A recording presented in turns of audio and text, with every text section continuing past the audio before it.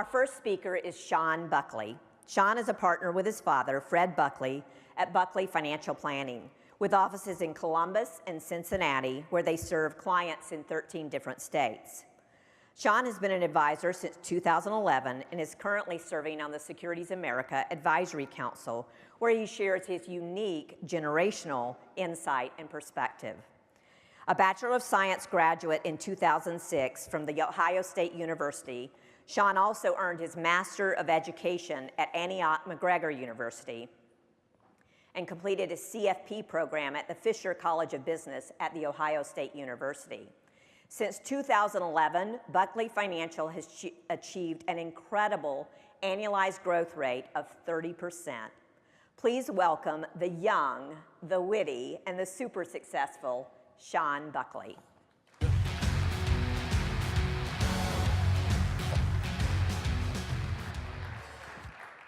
Good afternoon. When I joined the financial planning industry, my father and business partner Fred thought it would be a great idea for me to go and solicit a famous coach at The Ohio State University. Now, I can't tell you his name. Let's just say it started with a J and ended with an M. Tressel. So I decided, okay, best way to do that would be to drive up to his house.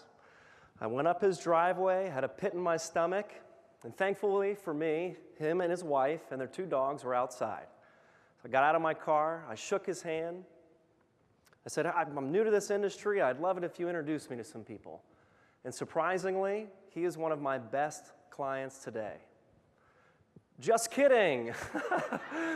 Not at all, not at all. I got a nice dose of rejection that day. Nice dose of rejection. So as Janine said, my name is Sean Buckley. I co-own a business with Fred Buckley.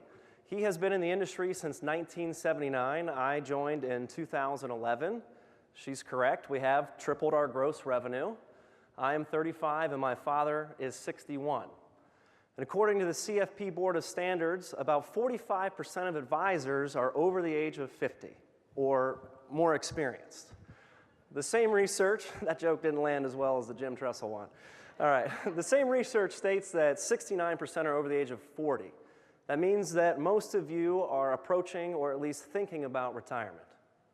My father, 7 years ago, was thinking the same thing. He thought, well, I could work the next 10 to 20 years and sell my business at an unknown price in an unknown economy, or I could potentially invest the next 5 years in a younger advisor.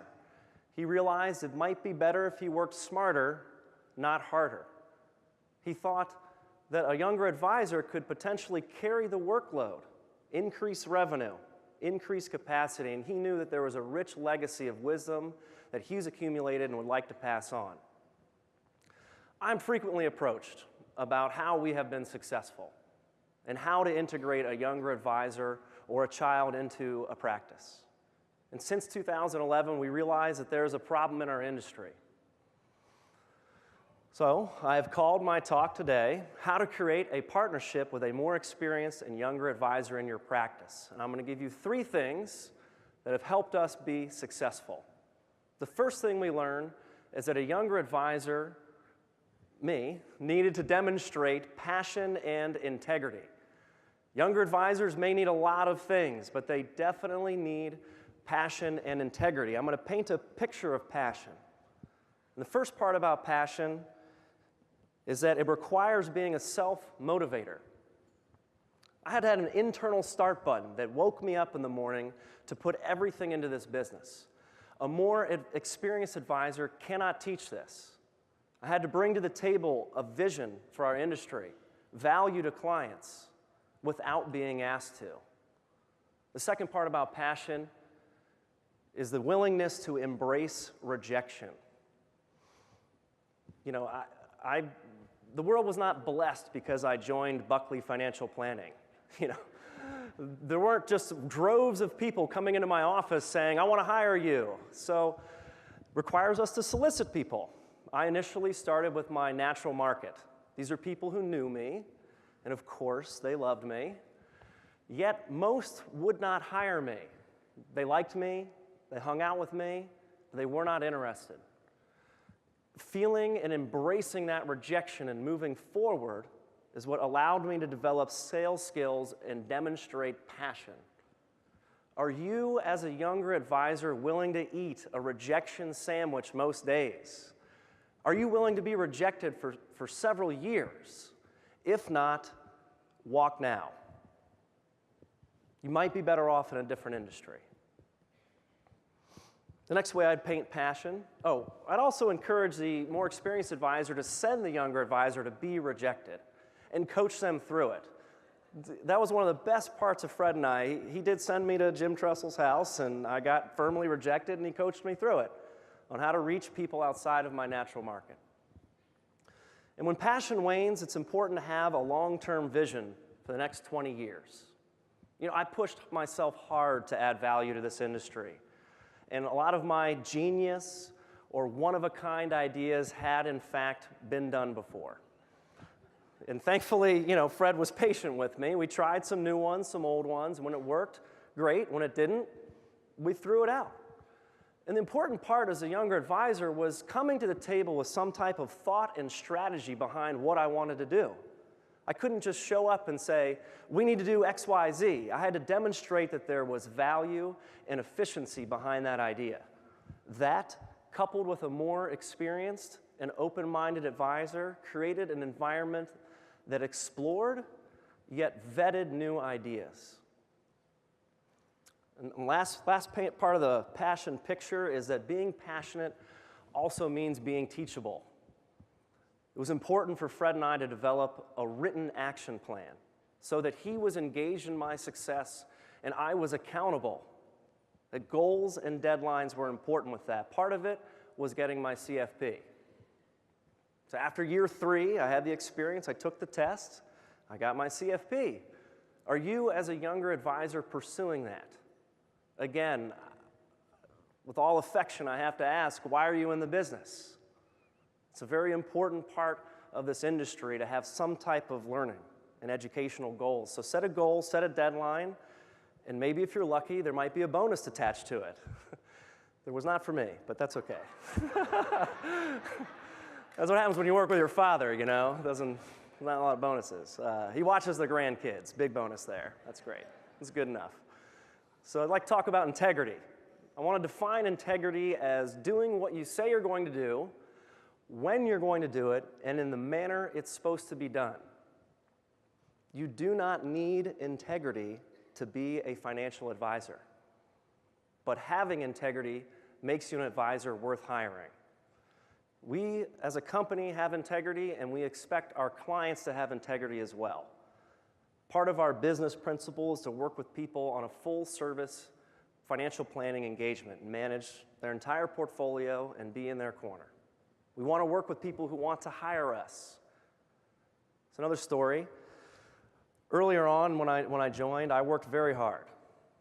I got in front of a potential client, and he said, well, I'll let you manage a little bit of my portfolio, and if you do well, you can manage it all. So after a year, we did well. And he said, you did well. You appreciated it, but I'm not going to move into a full-service engagement. So Fred gave me that option. Do I move forward or not? And because of integrity and our core business principles, I had to say no. I knew it would be a disservice to our existing and future clients. As a younger advisor, it's important to decide today that we will have integrity. So when something difficult arises, we do the right thing. The second thing we learned is that youth plus experience equals better results. We learned this in 4 ways. The first way is that enduring brands equals greater market share.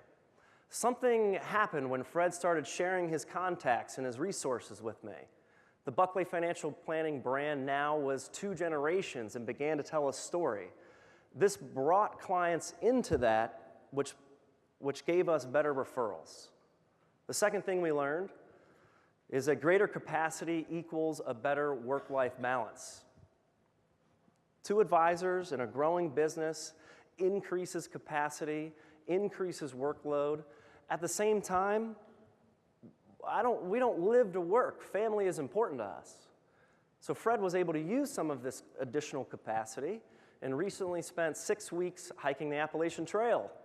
No cell phone, no internet, no email, but mangled feet. Obviously, if you can see that. I'm going to take my wife to LA for the next couple days.